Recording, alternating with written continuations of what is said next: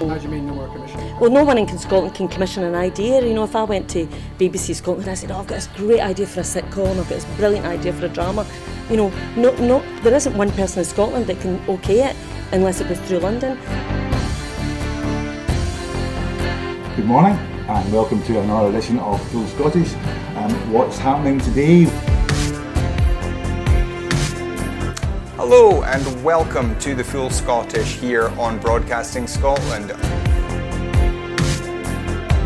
Scotland is going to be an independent country. That need, that desire for independence is ever stronger than perhaps it was in 2014. So there's an obligation that we've got to give leadership to that campaign. That's what Nicola Sturgeon, as our First Minister, has been doing. My feeling about Boris Johnson is he can't be trusted on anything. That is now and forever will be known as the rape clause. I'm old enough to remember going into Europe in '73, and I remember how much of a razor's edge that was a battling stone. And I think we made it by 53%, if I remember correctly, for going in. And ever since that time, England particularly has been pretty much schizophrenic, down the middle about whether it felt British or whether it felt European. And that schism, that crack has remained throughout English society ever since. Scotland means business. Scotland's voice won't be stilled, it won't be silenced, it has to be heard. The work that's been done by Broadcasting Scotland in giving community activists, yes activists, Scottish activists a platform other than the traditional media outlets.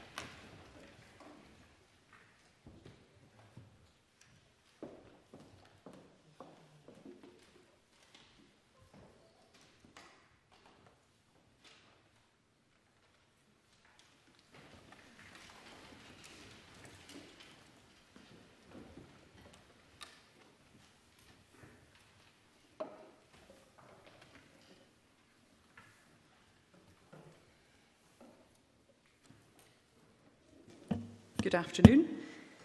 Can I remind members that social distancing measures are in place in the Chamber and across the Holyrood campus? I ask that members take care to observe these measures, including when entering and exiting the Chamber. And please only use the aisles and walkways to access your seat and when moving around the Chamber.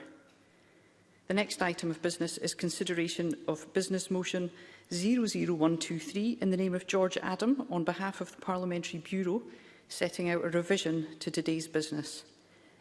Any member who wishes to speak against the motion should press the Request to Speak button now. I call on George Adam to move the motion. Thank you very much, Presiding Officer. Moved, Presiding Officer. Okay. As no member has asked to speak against the motion, the question is that motion 00123 be agreed. Are we all agreed?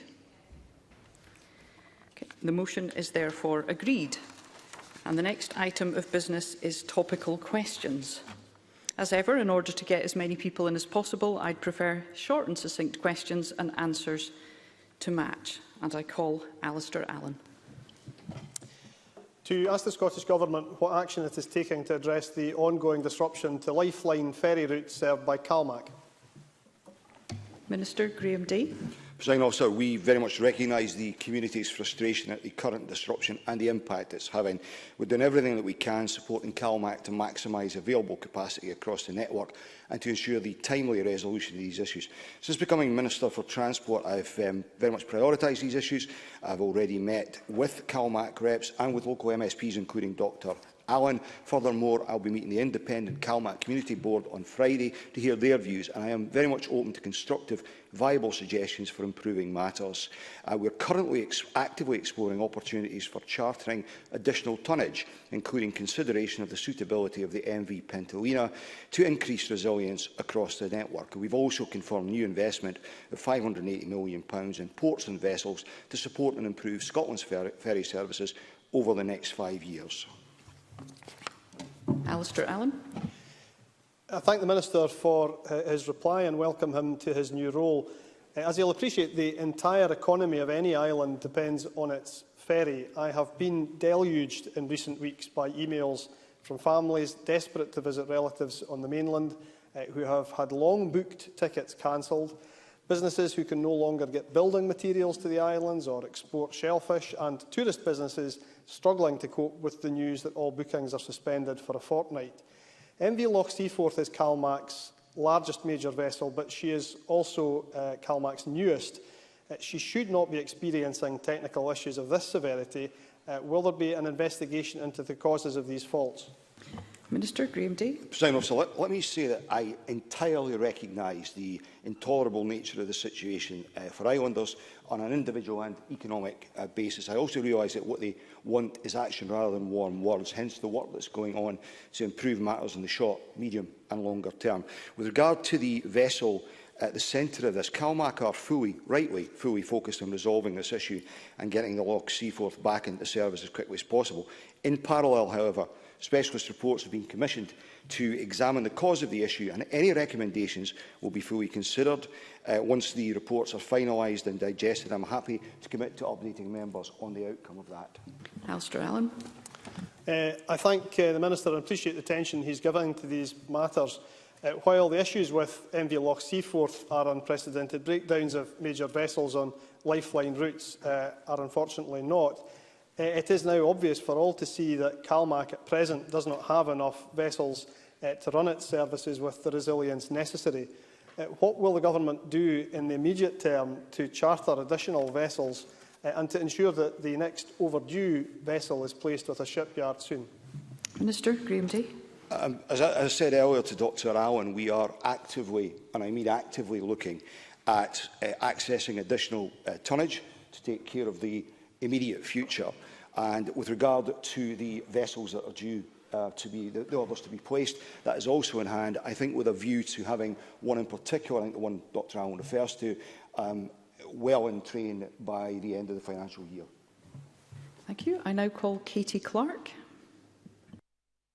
The Minister will be aware that part of the reason that we have this problem is a failure since 2011 to commission sufficient vessels.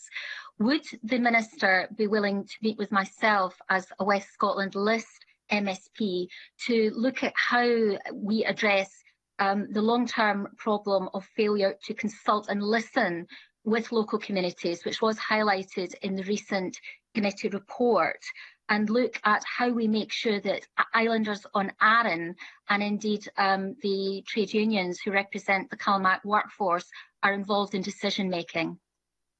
Minister Graham Day. Well, I think, as I've already indicated, I'm willing to work constructively with anyone from across the chamber if they're willing to engage constructively as well. I think what we need, Presiding Officer, is a solution in the short to medium term that does not involve robbing Peter to pay Paul and does add to the assets that we have here to help properly begin to tackle this issue. Thank you. I now call Kenneth Gibson. Thank you, Presiding Officer. Firstly, I'm delighted that the Minister has hit the ground running, having already committed himself to real and long-lasting improvements to Scotland's ferry service. Can I ask him what changes will be implemented to ensure a more responsive and reactive customer focus at CalMac to improve contingency planning in the event of future ferry disruptions? Minister. I think, Presiding Officer, again, that kind of touches what I've just answered, that we need to have an emergency plan, if you like, for that when these sort of incidents arise, we can respond in a way which is, again, as I said earlier, not robbing Peter to pay Paul. Mr Gibson will understand I've only been in post for a few days. This is very much a work in progress, but I give him the assurance that all of this is being actively looked at. And Ariane Burgess. I'm heartened to hear the Minister's response and also the investment in the ferry fleet. What I would love to hear is a commitment to a green ferry fleet. Can the Minister assure me that in the next 5 years we're going to see ferries that are green and help us meet our net zero targets? Minister. Presiding Officer, as I seem to recall from last week, the Greens were very critical of transport sitting in this particular portfolio, but it's self-evident it's there for a reason, because transport is such a large emitter. Everything we do going forward is with a view to tackling the climate emergency and driving down emissions. Thank you. Question number 2, Pam Gosal. Thank you, Presiding Officer. To ask the Scottish Government what its response is to the recent Audit Scotland report, which highlighted that the gap between colleges' funding and expenditure has grown to 54 million. Minister Jamie Hepburn. Can I first of all welcome Ms Gosal to Parliament and congratulate her on her new role. We know our colleges face significant financial challenges which have been exacerbated by the pandemic, and we are working closely with them to mitigate the effects of the crisis. Assessing and managing the financial health of colleges is, of course, a dynamic process. In their Scotland's Colleges 2020 report, Audit Scotland acknowledged that the college sector reported an underlying operating surplus of over £3 million in academic year 2019-20. In financial year 2021, we allocated the college sector and its learners over £30 million in additional funding, with the Scottish Funding Council allocating an extra £10 million of repurposed funding. And this financial year, there is an overall increase in the college sector budget of £33.7 million, which supports sustainability of the college sector and help mitigate against the effects of the pandemic. And in addition to this, the Scottish Funding Council will shortly be concluding its review of coherent provision and sustainability of the tertiary sector. Pam Gosal. I thank the Minister for his response and welcome to your role as well, Minister. As we recover from this pandemic, it is clear that Scotland's further education sector will play a critical role in our recovery. As people look to reskill and retrain in the changing job markets, but with the sector deficit apparently set to rise even further in the coming years, Scotland's colleges are facing this task with one arm tied behind their backs. If this government is really serious about equipping Scotland with its skills, it will need to rebuild effectively. Question, please. Then it must commit to properly funding colleges. Will the Minister commit to full funding to the colleges? Minister. Well, I would refer Ms Gosal back to my original answer. I already made the point that in this coming year we're providing £33.7 million more to the college sector than we did in last year. And as for her remarks about a deficit in the sector, I would urge her to look at the figures she has quoted with caution, because, of course, the figures that she has cited include many reported costs which do not have an immediate cash impact in the college, such as depreciation of assets. I would refer her back to the point I have made, that actually what was reported for the academic year 29-20 was an adjusted operating position of a surplus of over £3 million. Pam Gosal. Thank you. Thank you, Minister, but obviously you're talking about 33 million and there's a £54 million gap, what the Audit Scotland have said. I just want to remind you that there's no single pathway right now that people want to choose, especially young people, so different people you choose different pathways. University isn't right for everyone. Back when I finished school, it wasn't right for me.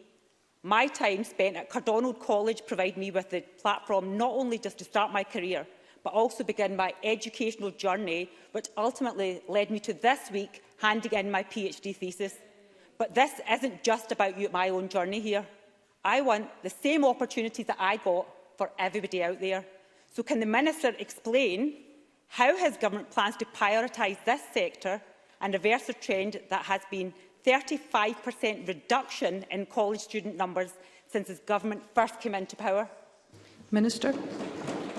Well, let me again congratulate the soon-to-be Dr Gosal on completing her PhD. Let me correct her, though. She refers to a reduction in student numbers in Scotland's colleges. That is not correct. Despite the COVID-19 pandemic, we continue to exceed the 116,000 full-time equivalent target. We exceeded it in 2019-20, delivering over 117,000 full-time equivalent student places. But her fundamental question is, or the proposition in her question is one I agree with. There are many different pathways for young people, and she will be aware that my ministerial role is much wider than just the tertiary education sector. I also have responsibility for a developing young workforce approach and for the young person's guarantee. So she and every member can be absolutely assured my commitment is that there is no wrong path for young people onwards and into employment, and I'll be approaching my role in that vein.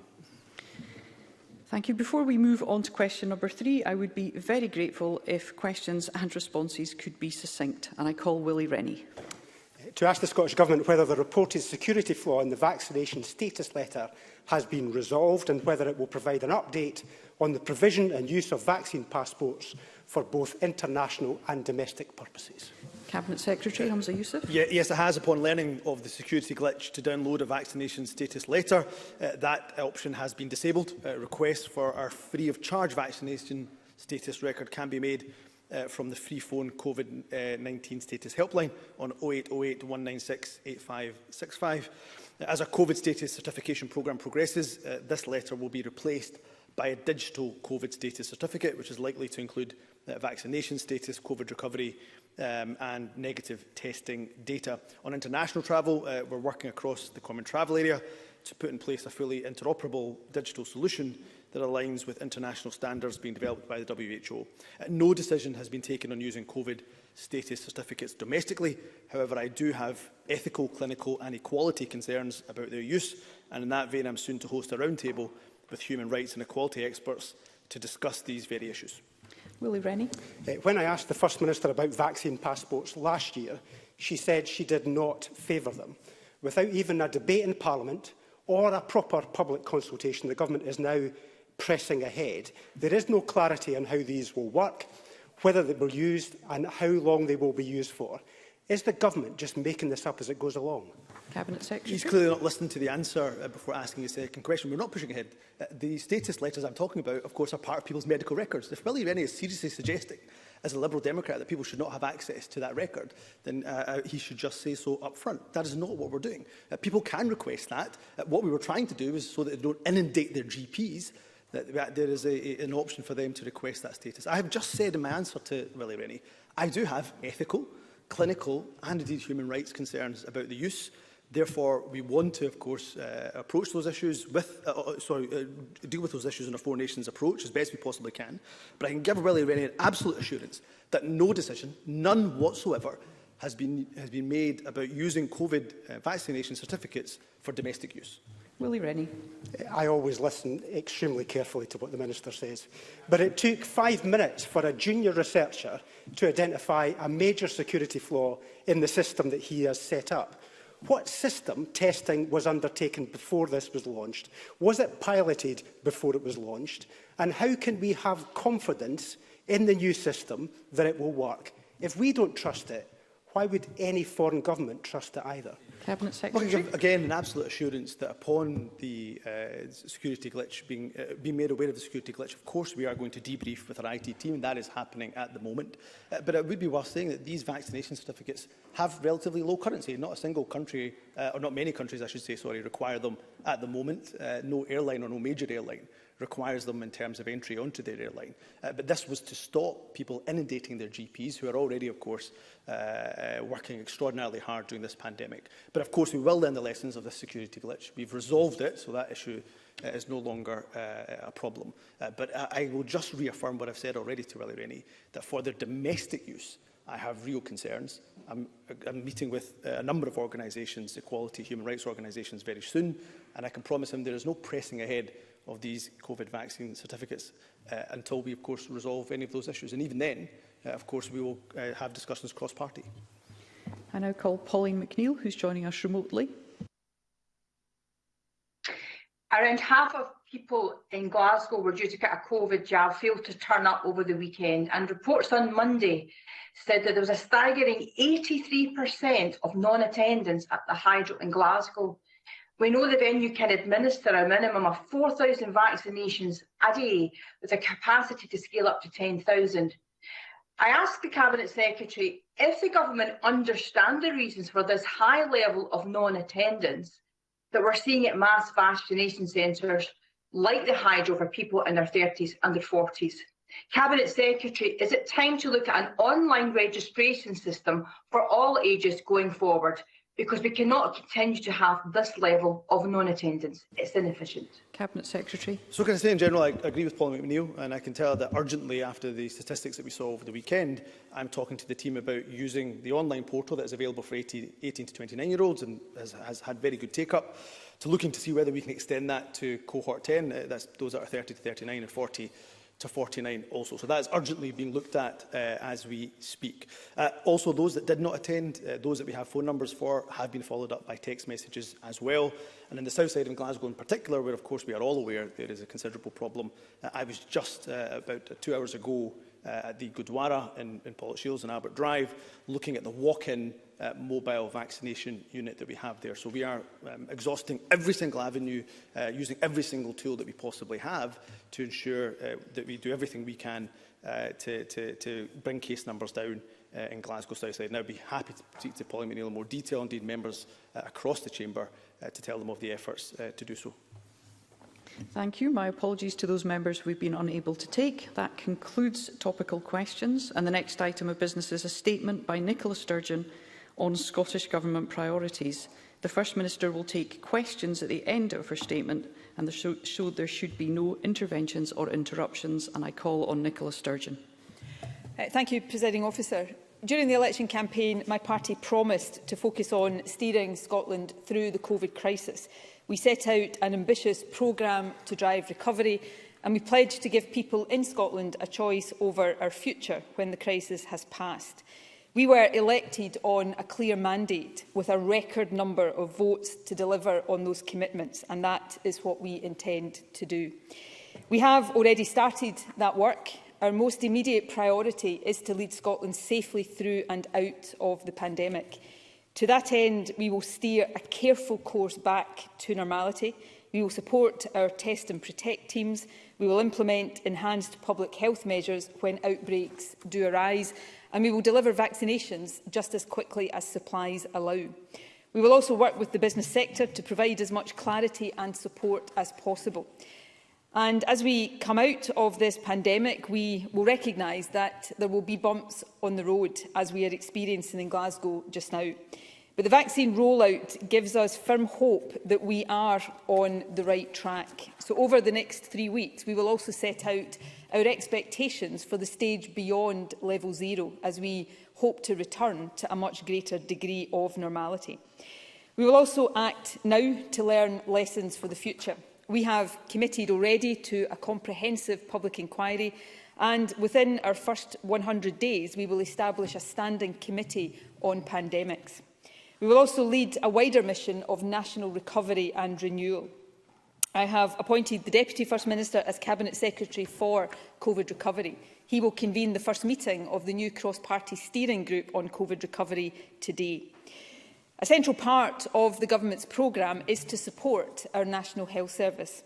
In our first 100 days, we will publish an NHS recovery plan, setting out how we will achieve a 10% increase in activity in key services. We are already implementing a 4% average pay increase this year for NHS Agenda for Change staff, and that increase, backdated to December, will be in payslips from next month. And we are on course to open the first 3 rapid diagnostic centres for cancer. The Dumfries and Galloway Centre opened last week. It saw its first patient on Monday. Centres in Fife and Ayrshire and Arran will open over the next few weeks. As part of our 100-day plan, we are also taking steps to permanently end charges in PFI hospital car parks. We will prepare legislation to remove dental charges for care leavers as the first step towards abolishing dental charges altogether. And we will publish a women's health plan. Over the course of the Parliament, we will increase spending on the NHS in Scotland by at least 20%. We will complete construction of the new elective treatment centres and by 2025 recruit an additional 1,500 staff to work in them. Over the next decade, we will invest £10 billion in the NHS estate. This will support the renewal and replacement of health facilities across the country, including the Edinburgh Eye Pavilion here in our capital city. And I can announce one important investment today. We are providing £12 million to take the East Ayrshire Community Hospital into full NHS ownership, bringing its PFI contract to an early close. We will also increase direct investment in mental health services by 25% over the course of the Parliament. And we will deliver on action to reduce the unacceptable toll of drug deaths in our country. The pandemic has brought home, I think, to all of us just how much we rely on care services and on carers. So I can confirm that in our first 100 days, we will legislate to ensure that all those who receive the Carers Allowance Supplement will receive a double payment worth £460 in December of this year. And in our first 100 days, we will begin the consultation on legislation to establish a national care service. We intend to introduce the legislation during the first year of this Parliament and expect the service to be operational by the end of the Parliament. This will be, in my view, the most important public sector innovation since the establishment of our National Health Service. Presiding Officer, during our first 100 days, we will also complete one of the major legacies of the last Parliament. From August, all 3- and 4-year-olds and 2-year-olds who need it most will be eligible for more than 1,100 hours of free early learning and childcare each year. In this Parliament, we will expand childcare further by developing, for example, the provision of wraparound care and after-school clubs. We will also continue our work to close the school attainment gap. In our first 100 days, we will publish the OECD report on Scottish education and start to implement its recommendations. We will provide local authorities with the first instalment of our expanded £1 billion Scottish Attainment Fund. We will fund councils for the first phase of our commitment to recruit 3,500 more teachers and classroom assistants. And we will begin work to ensure that all children have access to a laptop or tablet and take steps to remove charges for core curriculum activities and for music and arts education, including instrumental music tuition. We will fund a special £20 million summer programme of support this year and activities for children and young people. We will make free breakfasts and lunches available to all primary 4 children in Scotland as the next step towards extending them to all primary school children all year round. We will increase the school clothing grant and the Best Start food grant. And before we formally expand the Scottish Child Payment next year and prepare to double its value, we will provide interim support for eligible children, including a £100 payment near the start of the summer holidays. To support young adults during this Parliament, we will raise the age at which people become liable for council tax from 18 to 22. We will establish a new grant of £200 a year for care experienced young people as part of our promise to those with experience of care. We will continue to develop the Young Persons Guarantee, ensuring that every young person has the opportunity of education, training or work. We'll fund colleges to deliver 5,000 short industry-focused courses for young people. And we'll establish a Green Jobs Academy and set out the next phase of our National Transition Training Fund. That support for skills and young people is part of our wider mission to create a fairer Scotland. During our first 100 days, we will provide 40,000 digital devices to households who need them most. We will develop a plan to tackle social isolation and loneliness. And we'll begin longer-term work to develop a minimum income guarantee. We'll also invest the first part of our multi-year £100 million commitment to support specialist frontline organisations tackling domestic abuse and sexual violence. Throughout this Parliament, we will also support safer communities by investing in our police and fire services, and we will continue to support good quality, affordable housing. In our first 100 days, we will begin work on a new strategy for the rented sector, as well as a review of student accommodation. And over the Parliament, we will invest a total of £3.5 billion to support our pledge to deliver 100,000 new affordable homes by 2032. We will continue our work to tackle homelessness and rough sleeping, and we will invest a further £1.6 billion and introduce new housing standards to support the decarbonisation of heating. We will also work with councils, businesses and third sector organisations to improve local neighbourhoods. This will include legislation to support community wealth building and steps to ensure more local procurement. And in our first 100 days, we will launch the Scotland Loves Local campaign to encourage more support for local businesses. This is just one of the ways in which we will promote economic recovery. During our first 100 days, we will establish a new council for economic transformation. We will support specific business sectors, including food and drink and tourism. We will publish a plan for the safe reopening of cultural venues and performances and work with the events sector to support its full resumption. We will also continue to support our digital ambitions. Over our first 100 days, we will restart the Digital Boost scheme and open a new 5G Innovation Centre in Dundee. And over the course of the Parliament, we will fully implement the Logan Review. We will also complete our investment in the National Manufacturing Institute, continue to promote our vision for trade and increase infrastructure spending. We will also capitalise the Scottish National Investment Bank with a further £1 billion. We will work to ensure that our recovery is a fair one. We will promote fair work, including through public sector procurement. We will support women entrepreneurs with a £50 million funding for a women's business centre. And we will boost a rural economy through, for example, a rural entrepreneur fund. And over the course of the Parliament, we will help willing companies pilot a 4-day working week as we explore whether the changes in working practices brought about by the pandemic can, for the long term, improve well-being and productivity. We will also work to ensure that our recovery is a green one. In less than 6 months' time, Glasgow is due to host COP26, the most important discussions that will take place in the world this year.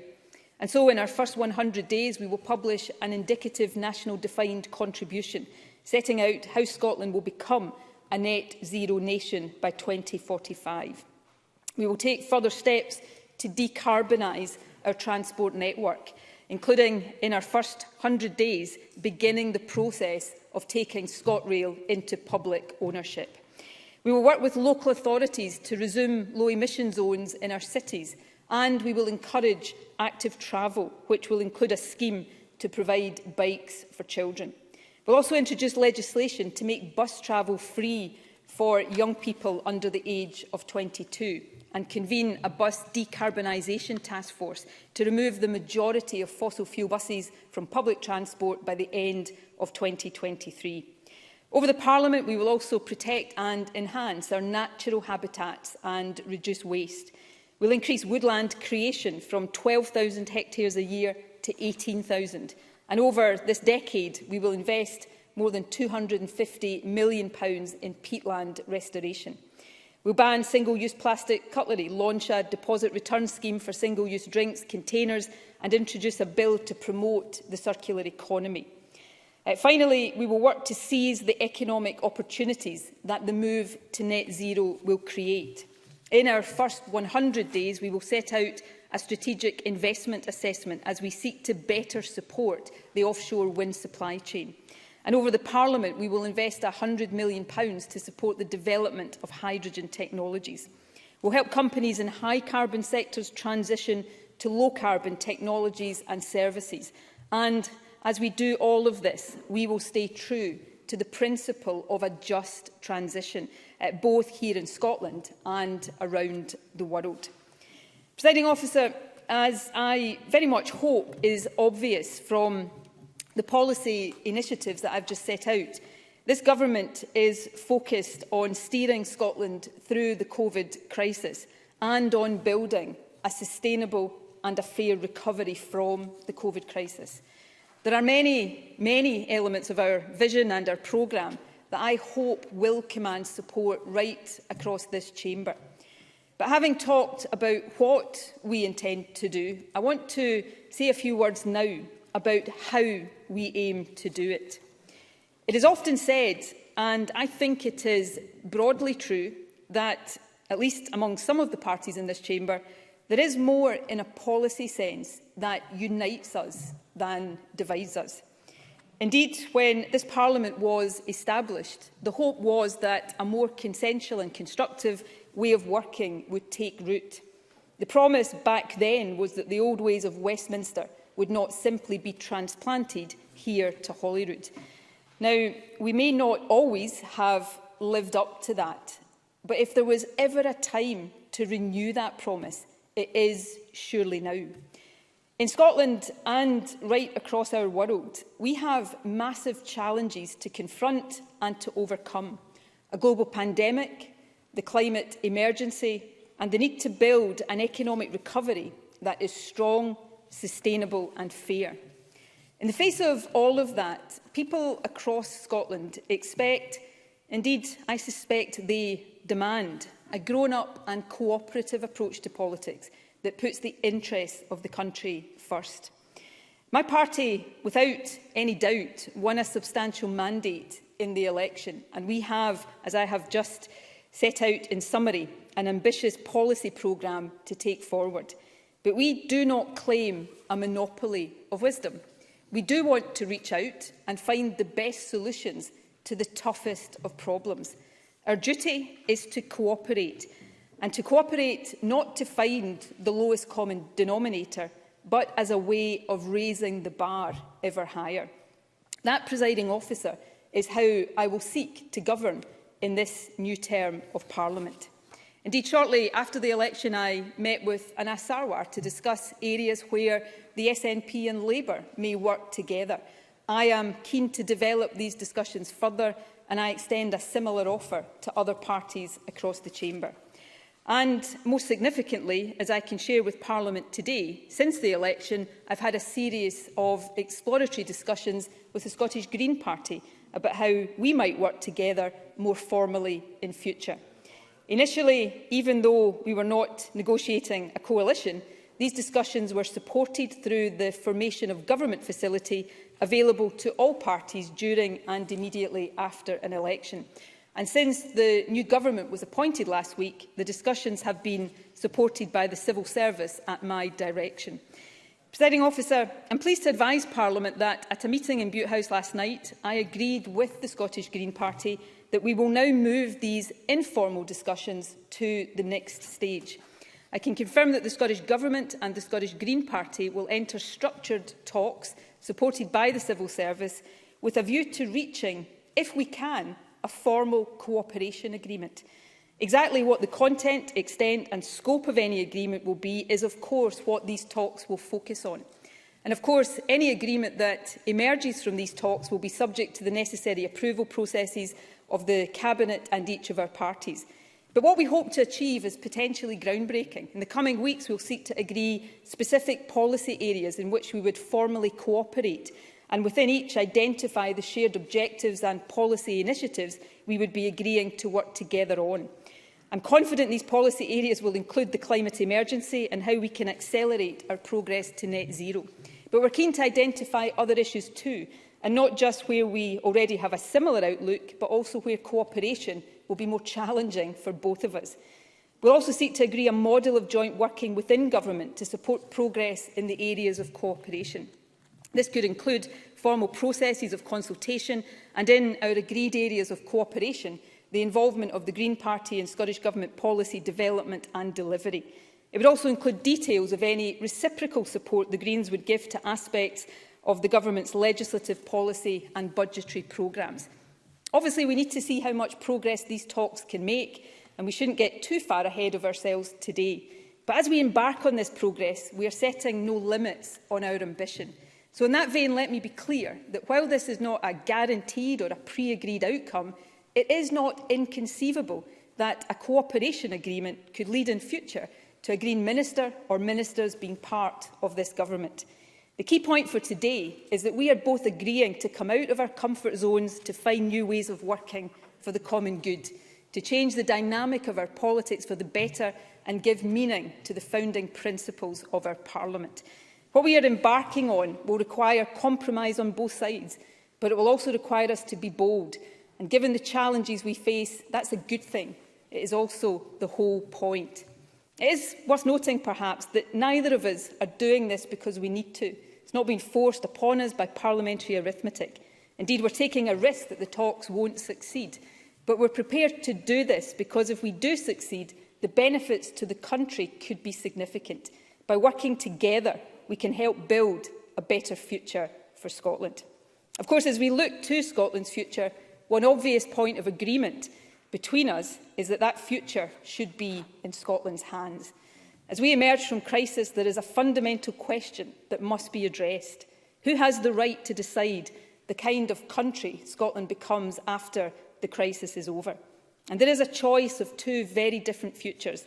There is the Westminster choice, a hard Brexit costing jobs, hitting living standards and holding back recovery, trade deals that threaten our rural communities, social security cuts that put children into poverty, callous dawn raids, an increase in nuclear warheads while overseas aid is cut, and all of this against the wishes of most people who live here.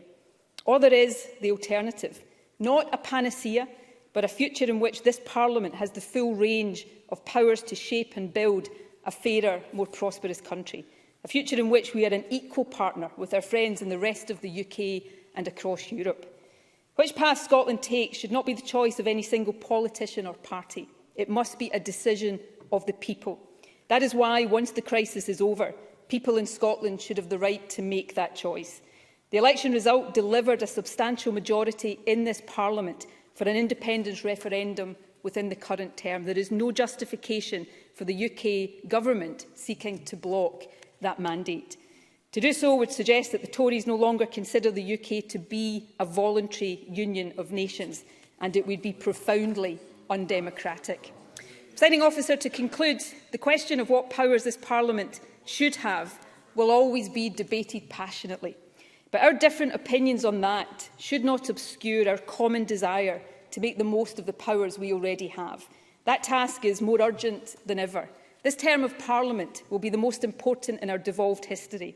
The past 15 months have been full of sadness and heartbreak, but they've also reminded us of the human capacity for ingenuity, compassion and solidarity. New vaccines developed from a standing start, testing infrastructure established from scratch, people pulling together in ways that would once have been unimaginable. There are fewer changes now that seem unimaginable or unachievable. So the plans I have set out today are unashamedly ambitious. We will tackle the COVID crisis as our immediate priority. We will lead by example in addressing the climate crisis. We will create a national care service to match the post-war National Health Service. We will widen opportunities for young people. We will build a modern, high-tech economy while staying true to enduring values of fairness and compassion. We will seek a better politics, and we will put Scotland's future in Scotland's hands. Our programme is rooted in today's reality, but it also shows the way to a brighter tomorrow. I look forward to working across this chamber as we get on with the job of delivering it.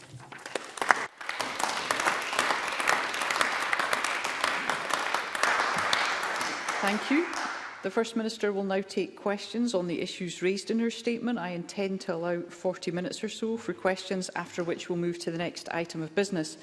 And it would be helpful if members who wish to ask questions were to press their request to speak buttons now. And I call on Douglas Ross. Thank you very much, Presiding Officer.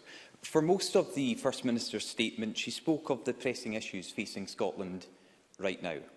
Finally putting more teachers in our schools, finally delivering on childcare promises, finally focusing on climate change and the climate emergency. On these issues, there are points where we can agree and work constructively with parties across this chamber. But ultimately, as always, this comes down to independence for the SNP. It's there in the third line of her statement, It took just 15 seconds for Nicola Sturgeon to talk up the prospect of another referendum. She speaks... Of course, we're not going to go back to the old ways of Westminster unless it suits the SNP. Nicola Sturgeon speaks of bringing people... Nicola Sturgeon speaks of bringing people together, then pushes the most divisive proposal imaginable.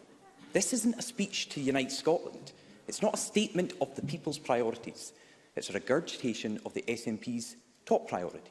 It sets up the same old us versus them choice, the same bitterness, the same division, the same proposals that the SNP thrive on.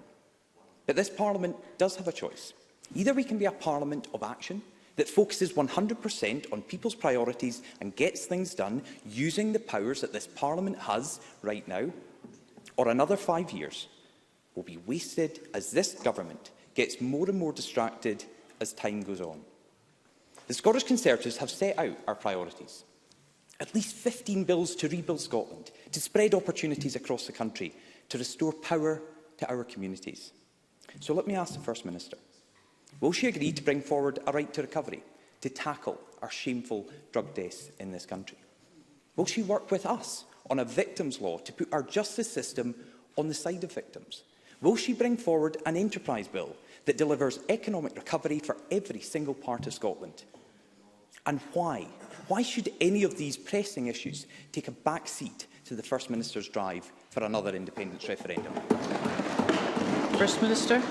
So, in summary answer to the question that Douglas Ross ended on there, yes, I'm happy, as I said in my statement, to discuss all of these ideas and suggestions as we finalise, as we will do later this year, our programme for government for the first full year of this new Parliament. So that invitation is there, the door is open, and I hope we will see parties across this chamber walk through that and work with us as we try to not pretend that we don't have differences of opinion. We live in a democracy, but be prepared to rise above those differences to work together in the common good. I think I've made clear today my willingness to do that.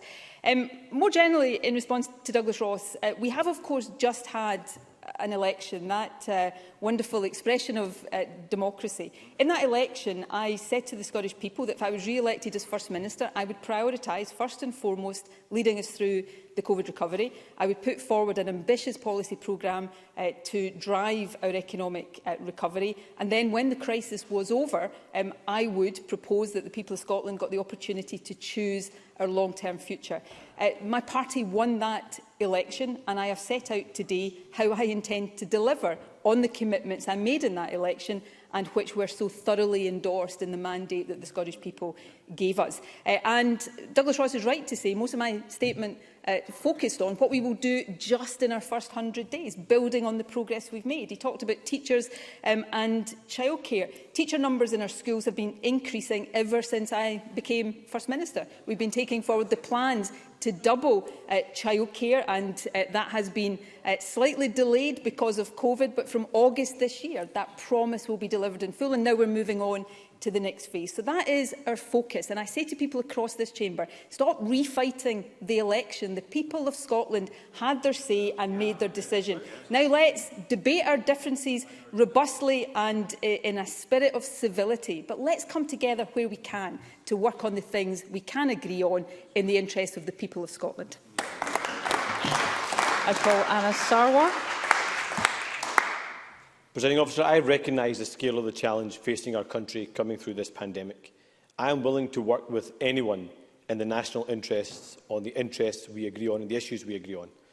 But let's be clear, this isn't day one of an SNP government, it's day 5,136. Rhetoric is no longer enough. We need action. It's good to see the Greens formalising and accepting their long-standing coalition of cuts as part of this statement. But this country needs a bold and ambitious opposition and a credible alternative.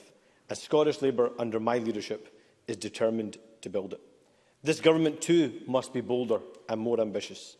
So if the First Minister is serious about focusing on recovery, will she commit in the first 100 days to deliver a genuine jobs guarantee scheme for young people and the long-term unemployed, to double the Scottish child payment to challenge child poverty, to remobilise the NHS to confront Scotland's biggest killer, cancer, and take urgent action to avert a repeat of the SQA exams fiasco? First Minister. And as Howard is right, that this is not day one of an SNP government. It is the beginning of a re-elected SNP term of government. But again, I would say to Anna Sarwar, the people of Scotland had the opportunity to cast a judgment on the, what did he say it was, 5,136 days of SNP government, and they re-elected this government with a record number of votes. And I think everybody across this chamber, if they care about democracy, has to recognise that basic fact. But I do want to reach out and work together. I initiated a meeting not long after the election with Anna Sarwar, which I thought was very constructive, and I look to building on that. And in relation to the specifics he asked me about, we've already established a young person's guarantee, and we are absolutely willing to have discussions about how we build and develop that further. Our first budget will set out how we will proceed with the doubling of the child payments, something we all want to do as quickly as possible. On cancer remobilisation, the work to remobilise our NHS is already underway. I said in my statement we have already opened in Dumfries and Galloway the first of the rapid diagnostic centres that I committed to during the election. 2 more will open over the next few weeks. So this work is all underway. The government will get on with it, whether the opposition parties choose to cooperate with us or not. But the door is open. Let's genuinely try to do our politics differently. Let's respect differences and debate those vigorously. But yes, let's come together. Anna Sarwar made much during the campaign of wanting a different style of politics. Well, it's now time to prove whether he's prepared to put that into action. He will find my door open and a real willingness for us all to work together. Thank you. I call Lorna Slater. Thank you, Presiding Officer. There is no doubt that the decisions that we make in this chamber over the coming years will shape the future of the whole of Scotland, our society and our place in the world. And it's our responsibility to get it right, to come together and take action to secure a fair and green recovery for Scotland. I look forward to our talks progressing. We need to roll up our sleeves and practice the grown-up politics of negotiation, cooperation and consensus building. A green recovery means jobs. It means leaving no one behind. It means reducing carbon emissions and restoring our natural environment. We can succeed, but only if we all pull in the same direction. Does the First Minister recognise that tackling the climate crisis and building a well-being economy means leaving our comfort zones and taking ever bolder action? And will she integrate this objective across all levels of government decision-making? First Minister. Okay, I thank Lorna Slater for her question.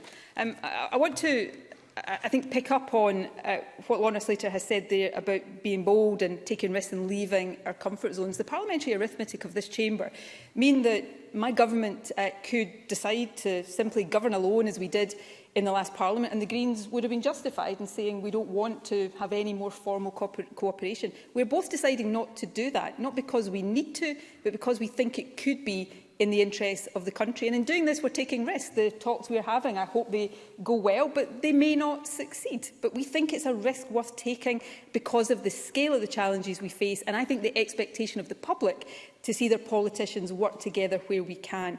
And it is absolutely correct to say that the challenges we face right now are huge, but they also have implications for every aspect of what we do, and we need to see them in that holistic way. It's, for example, why I've appointed a Cabinet Secretary for Net Zero, Energy and Transport, bringing together these areas where normally there is tension to recognise the fact that meeting the challenges we face right now takes cross-government action. And I am certainly determined to seek to lead in that way. I welcome the constructive way in which the Greens have entered into these discussions. I hope they develop positively, but I think the Greens are to be commended for taking that risk, and I think the people of Scotland are the ones that stand to benefit, and I very much look forward to taking forward our agenda in that spirit. Thank you. I call Willie Rennie. We will seek to cooperate just like we did in the last year through the pandemic. In the election, the First Minister rightly promised that she would defer a referendum until the effects of the pandemic were over. So by May 2026, will patients wait longer than 12 weeks for their NHS treatment? Will young people wait longer than 18 weeks for their mental health treatment? Will Scotland no longer have the highest drug death rate in Europe? And will the poverty-related attainment gap in schools be closed completely? Will these promises be delivered before the First Minister presses for a referendum? First Minister. On issues of NHS waiting times, we will set out, I think next week in Parliament, or certainly over the next couple of weeks, our plans to remobilise the NHS and to get waiting times not just back to where they were pre-pandemic, but where we want them to be. We will also set out more of our plans around education and closing the educational attainment gap. Everything I said to the Scottish public in the election is what we will now seek to take forward and deliver. Willie, Rennie and I disagree on the issue of Scottish independence, but one of the key points here is that while we will not pursue a referendum until we are out of the COVID crisis, it is nevertheless the case that the issues of what powers and levers we have in this Parliament and the issue of recovery and what we are recovering to are interlinked. They cannot be separated. I don't believe in his heart Willie Rennie, any more than I do, wants Scotland's recovery to be guided and steered by Boris Johnson. I really don't. But if we are to avoid that in the long term, we have to take these decisions into our own hands. And fundamentally, we can disagree, but it shouldn't be for me to decide that. It shouldn't be for Willie Rennie to decide that. It should be for the people of Scotland to decide that. That's the proposition we put before the people in the election and the proposition on which we were overwhelmingly elected. Emma Harper. The First Minister has outlined an ambitious plan to take Scotland forward, and I welcome this. However, the UK Government have already passed and proposed bills such as the Internal Market Bill, the Levelling Up Fund and the Shared Prosperity Fund, which means the UK Government can undermine the powers of our Scottish Parliament, which are set out in the Scotland Act. Given this, can the First Minister outline how these UK bills will impact or impede the priorities for our Government in Scotland, and what action can be taken to prevent an attack on our Parliament's powers? First Minister. Well, we have already seen in the last Parliament the variety of ways in which the UK Government is seeking to encroach on the powers and responsibilities of this Parliament. I mean, that is undeniable and undisputable. And we are starting to see the potential implications of that, the potential for trade deals, for example, to devastate our rural communities. So this is not abstract, it's not hypothetical, it's real. And it also brings to the fore a key issue. The debate about Scotland's future over the next period is not about a debate between some status quo, some benign status quo and independence. It's a debate about whether we continue to allow a UK Government to take powers away from this Parliament, or whether we decide to take more of these powers into our own hands so that we can build the country we want Scotland to be. I think people in Scotland have a right to make that decision. Of course, they want my focus to be on leading us through the COVID crisis, and it absolutely will be for as long as required. But as we come out of this crisis, the question of what kind of country we want to be and who makes those decisions is absolutely central to what we recover to and the values that underpin it. I call Liz Smith to be followed by Willie Coffey. Thank you, Presiding Officer. My apologies. The Auditor-General, First Minister, recently heavily criticised the Scottish Government for, and I quote, a lack of clarity and transparency when it came to the spending of public money, saying that much more should have been done to provide value for money and to facilitate the necessary parliamentary scrutiny. So what steps has the First Minister put in process to address these very serious concerns for the Auditor-General? First Minister. We respond to all Audit Scotland reports, and we set out the steps that we will be taking in response to recommendations that are made, and that will be the case in that report. Of course, scrutiny of this government is a key part of the responsibilities of this Parliament. We are, even after the resounding election victory that we have just enjoyed, we are a minority government, and therefore it is incumbent on all of us to work together to make sure that that scrutiny is robust, and we've all got a job to do there, the committees of this Parliament, the opposition parties in this Parliament and us as a government, to make sure that we aid that transparency. So on that, as on everything else, the election is over. We have all had our say in the election, we've all had the arguments in the election, and the people have decided. This is in many ways the opportunity for a fresh start, to respect the differences between us. But I say again, my door is open, the door of this government is open to anybody who wants to come to us with good ideas about how we can make life better for the people of Scotland. I'm ready to listen. The question is, are other parties in this Parliament ready to work in that way? Willie Coffey, to be followed by Jackie Baillie. Can I ask the First Minister if she can provide any more details on the £100 million digital boost scheme for small businesses, and in particular, what steps the Government will take to promote digital innovation and digital accessibility in Scotland so that we don't lose the momentum on this that has been evident during COVID? First Minister. Can I thank Willie Coffey very much for his question, and since he's a very good and dear friend of mine, I'm going to stay completely clear of the issue of football in the duration of my answer today. On the specifics, we will set out shortly the detail of the Digital Boost Fund and the other funding commitments we've made to improve the digital connectedness and capability of the country.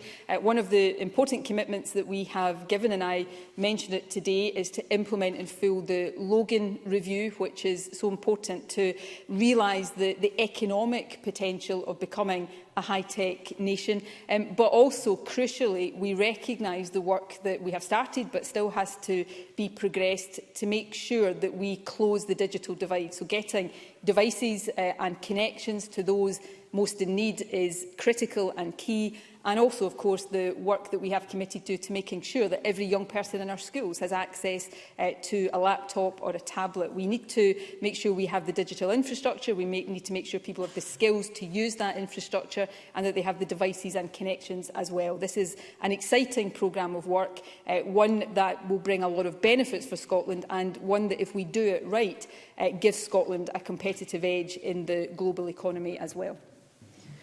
Jackie Baillie, to be followed by Rona Mackay. Even before the pandemic, waiting lists for diagnostics and treatment were growing, and the SNP's improvement plans were failing to deliver.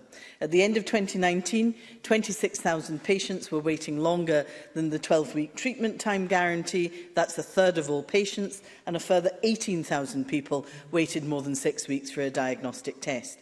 When the treatment time guarantee was introduced in 2012, 62 people were waiting longer than 12 weeks. Now, that number is 62,000.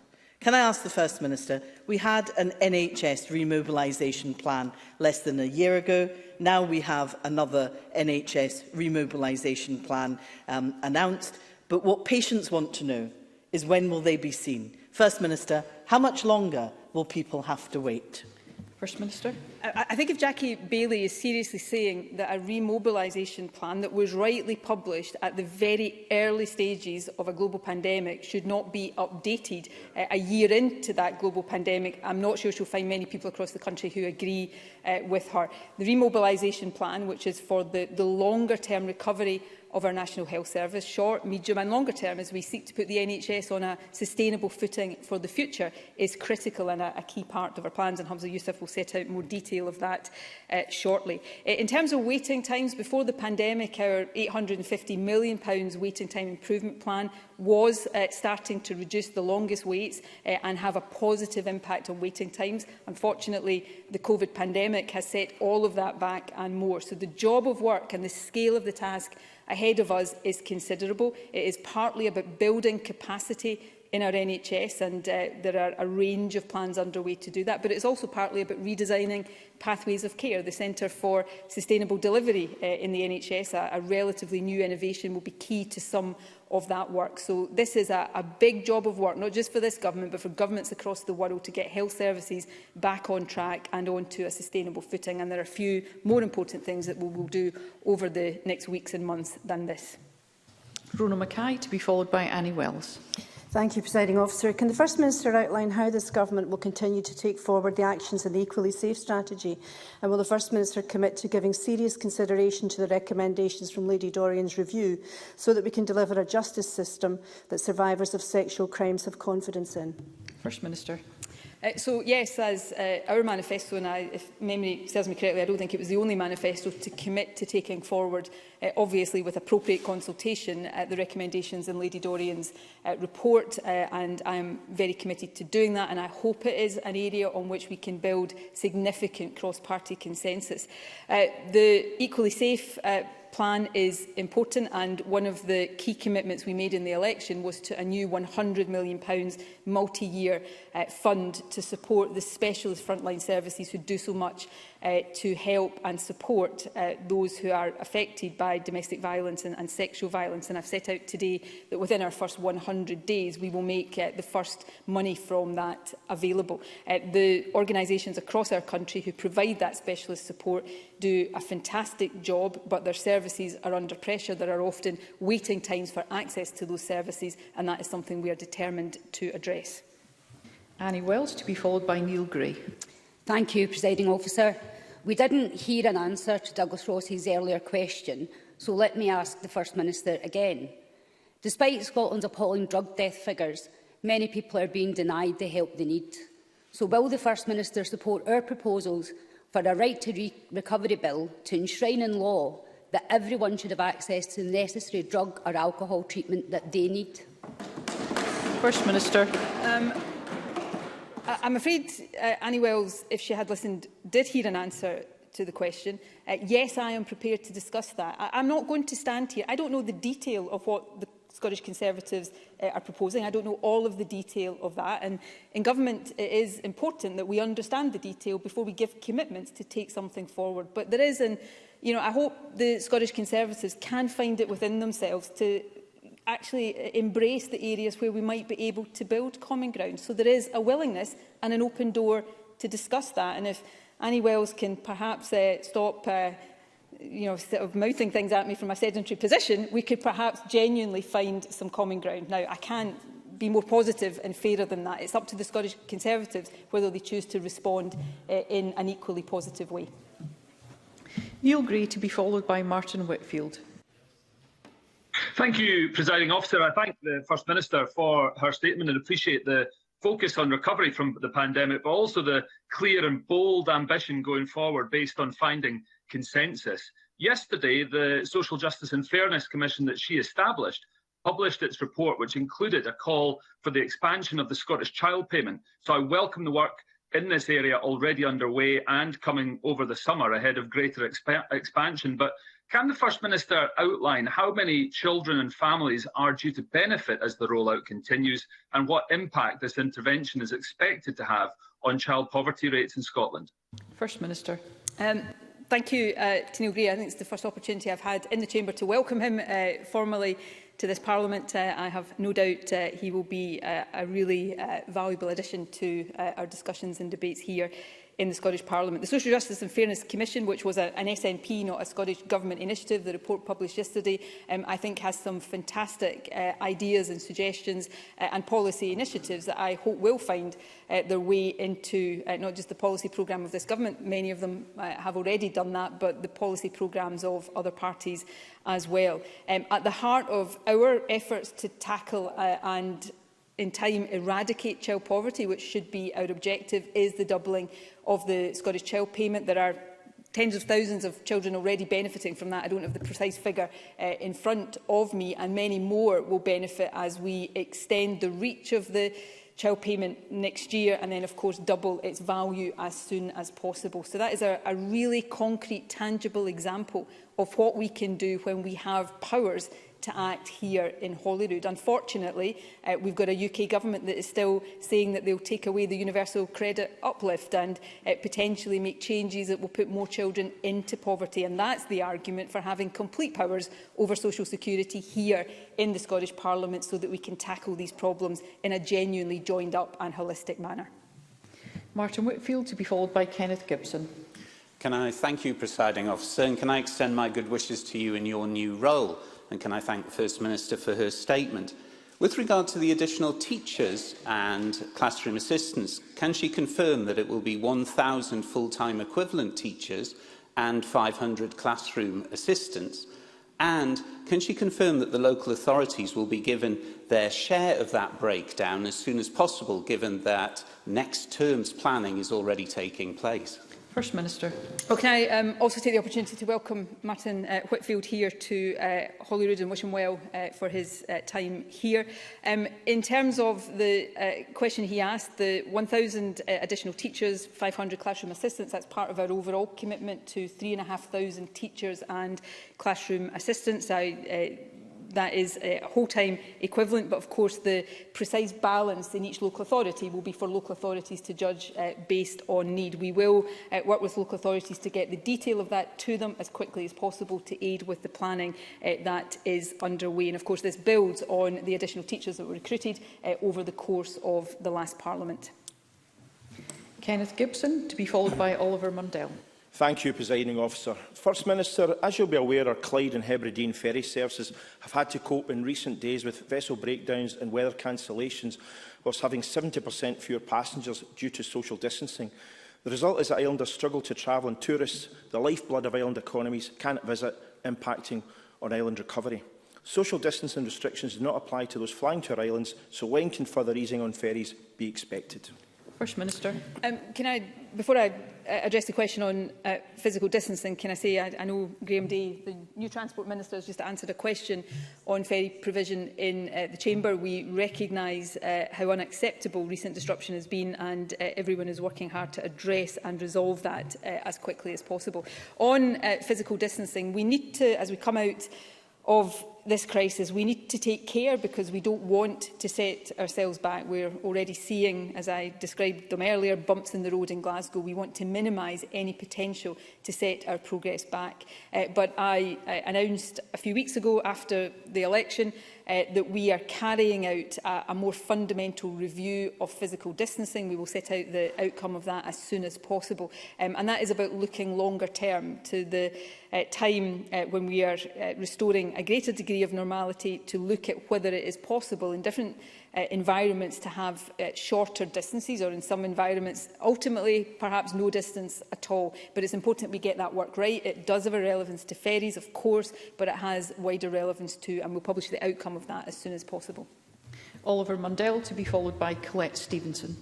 Thank you, Presiding Officer. Despite the best efforts of teachers, parents, carers and young people, most pupils in Scotland have lost out on an estimated 16 weeks of classroom lessons over the last year. This disruption follows on from 14 years of SNP failure and the First Minister's broken promise to make education her #1 priority. Surely now is the time to put our young people first. So will the First Minister consider funding all 3,500 new teaching and learning assistant posts now, so that they can make the maximum contribution to helping our young people catch up and give those who need it most the best chance of success? First Minister. Oliver Mundell raises reasonable questions, but in his characterisation of this government, I would simply say that his assessment is not shared by the Scottish people. I stand here as a re-elected First Minister with a record number of votes, and I suspect if the Scottish Conservatives continue to try to refight the election and over again, they will end up having the same outcomes.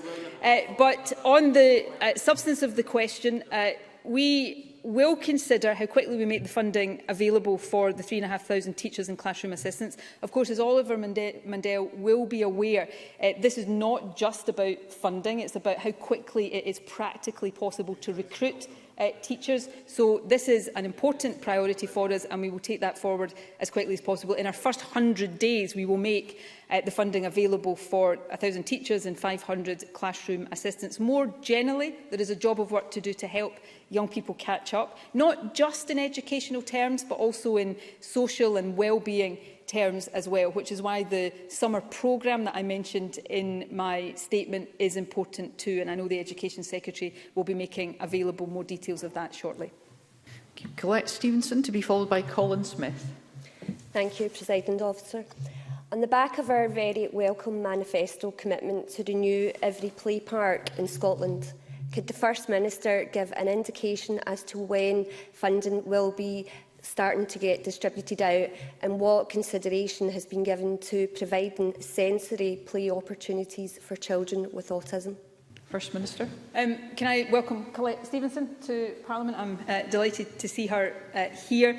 The commitment we made in the election to make available funding to refurbish all play parks across Scotland was one of these election commitments that you very quickly realise has penetrated beyond the political bubble. And the one day of good weather I think we had in the whole election campaign, I was in Queen's Park in my own constituency, and many young people were talking about that. So I think it illustrates that during this pandemic, people have realised how important it is to get outdoors and how important it is for children to have good, safe places to play. So this is, I think, a really special commitment, and one that we are determined to take forward as quickly as possible. So in response to the two questions, we will start to make that funding available. We will discuss with local authorities the allocation of that and seek to start making that available within the first 100 days of the government. And yes, we will absolutely ensure that the importance of sensory play parks is recognised. I remember a few years ago opening a sensory play park in Fife for children with disabilities. Absolutely wonderful place, and we want to make sure that play parks are fully accessible for all children. So I think it's a really important point to have raised. Colin Smith, to be followed by Claire Adamson. Thank you, Presiding Officer, and congratulations on your new role.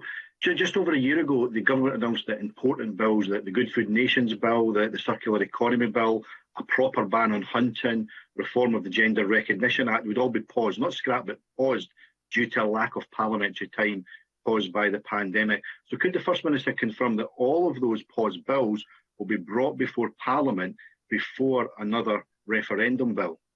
First Minister. All of those bills will be brought before Parliament, and we will set out, as is customary in the programme for government, I think in the first sitting day after the summer recess, subject of course to the agreement of the Parliamentary Bureau, our legislative programme for the next year, and that will set out the timing and the timescales for all of our proposed legislation. But I would repeat a point I made earlier on. We've had suggestions already in this session from opposition parties about bills they would like to see us take forward. So the door is open if there are people who want to make suggestions beyond those we are already considering. Claire Adamson, to be followed by John Mason. Thank you, Presiding Officer. First Minister, your statement on your first 100 days priorities is focused rightly on tackling child poverty and inequality. Part of the raft of measures in this area is the removal of additional charges in school for core curriculum activities in subjects such as music, technology, science and home economics. Can the First Minister provide an indicative timescales on when we can expect to see these changes in our classrooms? First Minister. Well, as I said in my statement, we will start the discussions with local authorities within our first 100 days to make sure we're taking the steps and obviously providing the wherewithal for councils to do that. Once we've had those discussions, we will be able to set out a firmer timescale for when the charges will actually be removed. But this is something I hope that we see happen soon and in the early stages of this Parliament, because I think for a whole variety of reasons it will be good for young people to make sure that they can take advantage of, for example, music education without the barrier of cost that I know has held some back in recent years. And John Mason. Thank you. The First Minister mentioned the first moves to take ScotRail into public ownership during the 100 days. I wonder if she can give any more details on the timescale for this, and is it affected by the UK Government's announcement of the so-called Great British Railways? First Minister. No, we will take forward that commitment as planned, although it will require lots of planning and lots of discussions. Much of that is already underway. The timescale, of course, aligns with the end of the current contract, which is why it's important to get this work underway within the first 100 days. The Transport Secretary in due course will set out updates. In fact, I would imagine that he will set out regular updates to Parliament on the progress of that work. But this, while I don't underestimate the challenges involved in it, I think this is something, again, I hope cross-party, that we can celebrate as a really good move, bringing our railways back into public ownership and also taking that opportunity, as I hope we can, to accelerate the decarbonisation of our railway system as well. So we will ensure that Parliament is kept fully updated as that work progresses. Thank you, and that concludes the First Minister's statement on Scottish Government priorities. I'd like to take this opportunity to remind members that social distancing measures are in place in the Chamber and across the campus, and I ask that members take care to observe these measures, including when entering and exiting the Chamber. And the next item of business is urgent questions, and I call Michael Mara. Thank you, Presiding Officer. To ask the Scottish Government for an update on the publication of the appeals process for 2021 national qualifications in light of the Scottish Qualifications Authority missing publication deadlines. And I call Cabinet Secretary Shirley-Anne Somerville. Thank you, Presiding Officer. I understand and appreciate that for our young people undertaking national qualifications, along with their parents and their teachers, this can be a naturally anxious and stressful time, and I of course recognise the additional challenges that COVID has presented this academic year. However, I want to offer reassurance that across Scottish education, people are working hard on behalf of our learners to ensure that they achieve the fair and credible grades they deserve. The key message to learners is that your grade will be determined by your teacher or lecturer, informed by assessment tasks you have undertaken in your school or college, not based on an algorithm or statistical model. This year, unlike with an examination diet, schools and colleges are in direct control of the assessment process. Teachers have a significant degree of autonomy and flexibility to exercise their judgment to create and conduct assessments in ways which suit local circumstances and take account of the specific needs of learners. They will look across a range of assessments, consider national standards and reach a judgment about the grade the learner has attained. The focus of schools and colleges at present is on ensuring that all of our learners get the right and fair result first time. Nonetheless, I appreciate that every approach must allow for appeals, and we must ensure that we get this right and deliver a fair and credible process for that too. We are working hard with the Scottish Qualifications Authority to do exactly that, and subject to parliamentary business, I would intend to make a statement to Parliament on this next week. Michael Mara. Thank you, Presiding Officer. I welcome the new Cabinet Secretary to her role. Last week, the now former Education Secretary promised pupils, parents and Parliament that this process was on the way. I welcome the fact that we are going to hear about this next week. The SQA have promised the publication twice and have missed both of those deadlines. Does the Cabinet Secretary recognise that it's now less than 4 weeks to the deadline for submission from schools to the SQA? And if evidence is to be collected for appeals, then when would pupils, parents and teachers be able to do this in the absence of a published process? So I don't think the Scottish Government is in any doubt from this statement now that a public appeals process is a necessity. Can we ensure that, the process is communicated to teachers immediately, as soon as possible, and that they are assisted in actually producing the evidence and collecting the evidence to make that system work? Cabinet Secretary. Thank you. Can I also welcome Michael Mara both to the Parliament and to his role as Education Spokesperson for Labour, and I look forward to working with him, hopefully constructively, as the First Minister has just set out, and I believe we have our first meeting, I think, next week as well on that basis. You're absolutely right to point out to the Chamber that we do need to ensure that people have faith in this process, that they have an understanding and appreciation of the way that this decision has been made and the conclusion that has been come to by the SQA. I pointed out in my original answer the importance of a credible and fair assessment and appeals process, and that is exactly what we intend to do. This will, of course, be communicated very thoroughly, not just to teachers, but also to the young people themselves, and we are giving very active consideration about how we can support young people through this process to ensure that they have the maximum opportunity to take advantage of the appeals process and to be encouraged and supported to do so. Michael Mara. Thanks, Presiding Officer, and thank you for that further answer.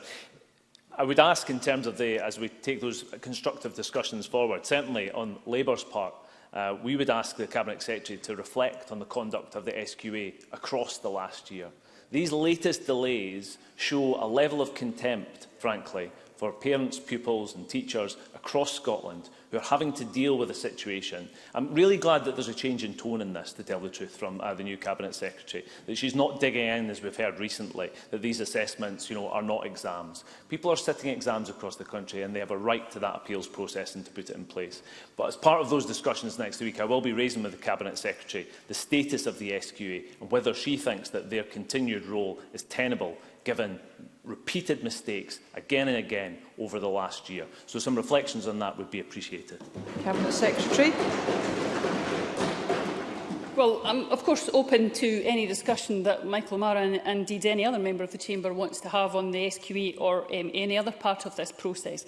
This has undoubtedly been a difficult year for young people and for the teachers that have been supporting them through this.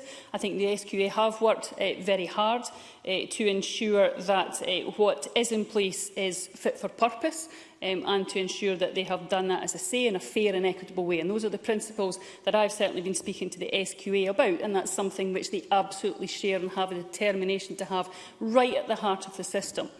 Will we have lessons to learn at the end of this process? Undoubtedly we will. I think we've made clear during the entirety of how we deal with this pandemic that we have to reflect about what went well, what we could have done better, and that goes for every single part of government. But I think I would say that everyone, and I would include the SQA in that, have worked very, very hard to ensure that we've worked right across the education sector and with all stakeholders to deliver a system for assessments this year which will be robust, which young people can have faith in, which employers, universities and colleges can have faith in. And I hope that we can unite across the Chamber, despite the differences that we may have had during this process, unite across the Chamber to ensure that young people know that we all have faith in the results that they will get, and we all have faith in the system that will then allow them to go into the positive destinations that I hope they will do. I call Ross Greer to be followed by Beatrice Wishart. Thank you, Presiding Officer, and can I welcome yourself and the Cabinet Secretary to your new roles.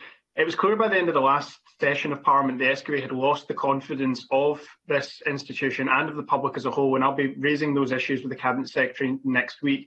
Of more immediate concern, though, a large volume of appeals now seems inevitable this year. So can I ask, what has been put in place to ensure the SQA has the capacity to process those appeals in a timely manner? And what discussions have taken place with colleges and universities about the impact a high volume of appeals and potential delays might have on their admission processes? Cabinet Secretary. Well, Presiding Officer, it will be a pleasure to work with Ross Greer once again, reliving our Yes Scotland days as part of the referendum campaign, but perhaps we might have some more disagreements than we did on this. But I hope not, because I do, as I said to Michael O'Mara, hope that we will work constructively on this. He's right to point out that we need to ensure that people have faith in the system to be able to deal with whatever might come up.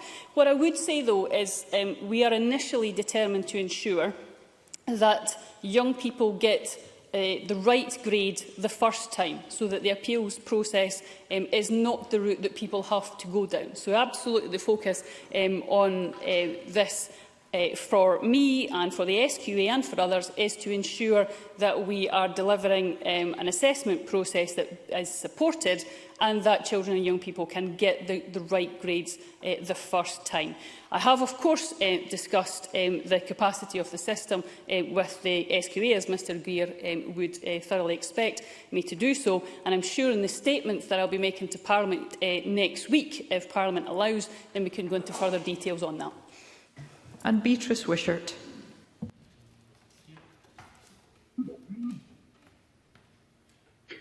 Thank you, Presiding Officer. Can I also add my welcome to you and the Cabinet Secretaries in your new roles? However, there's still a big question on issues like appeals 6 months after exams were cancelled, halfway through assessments and 4 weeks from the end of term. Will the new Cabinet Secretary respect the vote won by Scottish Liberal Democrats in February to reform the SQA for the recovery? And after weeks of exams, pupils need fast and accessible mental health support. Can the Cabinet Secretary guarantee that? Cabinet Secretary. Well, as I said in one of my previous answers, I'm looking very carefully, as is the SQA, at what we need to do to ensure that the information that's going out to young people is informative, it's succinct but detailed where necessary. And part of that is around the support that we can give to young people going through that process, not just in the practical sense of how to appeal and how to go about that, but also the support in general that any young person might require, given the difficulties and the challenges that many of them have faced this year. So I give my reassurance to Beatrice Whisper that this is something I'm giving active consideration to. Thank you, and that concludes urgent questions. Very much, Presiding Officer. On a point of order, I would be grateful if Kevin Stewart, Minister for Mental Wellbeing and Social Care, would apologise to the Parliament and correct the official record following an inaccurate response to an urgent question last week. The Minister was responding to a supplementary from myself on whether patients had been risk assessed under health and safety legislation, and the Minister stated that the unlawful transfer of patients from hospitals to care homes without the conducting of risk assessments had already been looked into by the Mental Welfare Commission as part of their report last week on authority to discharge. I wrote to the Mental Welfare Commission to ask if this was the case, and here is an extract of their response. Our report does not focus on health and safety legislation or the risk assessments you refer to. This is not an area which has been investigated by the Mental Welfare Commission. Accuracy matters in this Parliament. I'm sure that the mistake was inadvertent, so on the basis that the Mental Welfare Commission did not consider this, will the Minister apologise to the Parliament for misleading it and correct the official record? I thank the member for advance notice of this point of order, but as the member will be aware, I'm not responsible for the accuracy of members' contributions in the chamber. However, the member will be aware that there is a corrections mechanism available to members. The guidance on the mechanism sets out the steps that a member should use if they realise that they've provided incorrect information, and also the steps to take if they consider that another member has provided incorrect information. Thank you. The next item of business is consideration of business motion 000-124 in the name of George Adam on behalf of the Parliamentary Bureau setting out a business programme. I call on George Adam to move the motion. Moved, Presiding Officer. No member has asked to speak on the motion. The question is that motion 000-124 be agreed. Are we all agreed? Yes. The motion is therefore agreed. The next item of business is consideration of two Parliamentary Bureau motions. I ask George Adam, on behalf of the Parliamentary Bureau, to move motions 00125 on parliamentary recess dates and 00126 on the office of the Clerk. Moved, Presiding Officer. Thank you. The questions on these motions will be put at decision time. The next item of business is consideration of motion 00128 on approval of an SSI, and I ask John Swinney, on behalf of the Scottish Government, to speak to and move the motion. Presiding Officer, these regulations amend the Health Protection Coronavirus Restrictions and Requirements Local Level Scotland Regulations 2020 to remove a number of restrictions in Level 4 on socialising, sport and exercise in order to provide individuals with greater opportunities for social, recreational and sporting activity outdoors. While no area of Scotland is currently in Level 4, we need to ensure that the measures remain appropriate if it is required in future to deal with an outbreak. The regulations also permitted activity for election purposes ahead of the Scottish Parliament election. The regulations came into force on the 12th and 15th of March 2021. While these regulations have not been to committee for formal consideration and approval in advance of this vote, the Government did share draft regulations with the COVID-19 Committee on the 10th of March, so they could consider informally at their session with Mr Russell on the morning of 11th March 2021. No concerns were raised at that session. We are committed to taking steps necessary to control the pandemic and to lifting restrictions as soon as they are no longer necessary or proportionate. That sometimes requires swift action to be taken. But we are also committed to ensuring effective parliamentary scrutiny of our decisions. Inevitably, parliamentary scrutiny was more difficult and sometimes impossible in the run-up to the election. Throughout the pre-election recess, it was necessary to continue making coronavirus regulations, The COVID-19 Committee were permitted to meet during that period if required, but chose not to do so. And now that the Parliament is sitting again and we are looking forward to the establishment of committees, we will ensure that a process is agreed with Parliament for ensuring effective scrutiny of these regulations in future. Thank you. The question on this motion will be put at decision time. And there are 2 questions to be put as a result of today's business. I propose to ask a single question on 2 Parliamentary Bureau motions. If any member objects, please say so now. No member has objected. Therefore, the question is that motions 00125 and 00126, in the name of George Adam, on behalf of the Parliamentary Bureau, be agreed. Are we all agreed? Yes. Okay. The motion is therefore agreed.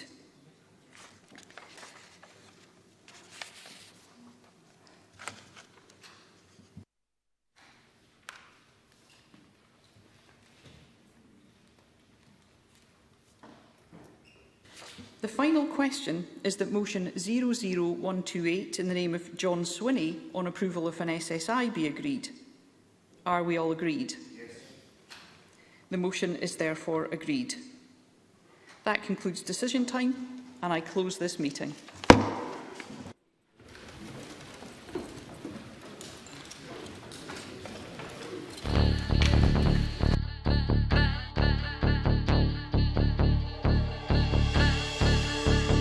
How do you mean no more commission? Well, no one in Scotland can commission an idea. You know, if I went to BBC Scotland and I said, oh, I've got this great idea for a sitcom, I've got this brilliant idea for a drama, you know, there isn't one person in Scotland that can okay it unless it goes through London.